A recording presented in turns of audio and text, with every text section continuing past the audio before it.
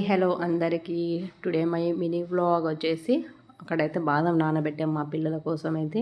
ఎస్టర్డేనే చెప్పారనమాట మా పిల్లలు టుమారో టిఫిన్ వచ్చేసి రాగి పిండి చపాతీలు అండ్ క్యారెట్ కర్రీ అని చెప్పేసి ఓకే అని చెప్పేసి టుడే మార్నింగ్ కొంచెం త్వరగానే లేసేసి విధంగా అయితే ప్రిపేర్ చేస్తున్నాను అనమాట. రాగి పిండి కోసం అయితే వాటర్ బాగా బాయిల్ చేసేసి అందులో కొంచెం ఆయిల్ వేసేస్తే పిండి అయితే ఎక్కడ అతుక్కోదు అనమాట, నీట్గా అయిపోతుంది.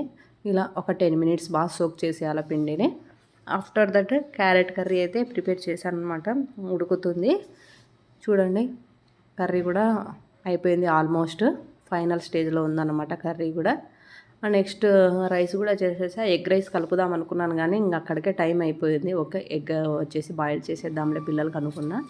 ఆఫ్టర్ దట్ 10 మినిట్స్ సోక్ చేసుకొని పెట్టుకున్నాము రాగి పిండిని అయితే ఈ విధంగా కొంచెం హ్యాండ్కి ఆయిల్ అప్లై చేసుకొని ఈ విధంగా పిండిని మొత్తం ఒక చపాతీ ముద్దలా చేసుకొని పక్కన పెట్టుకోవాలి.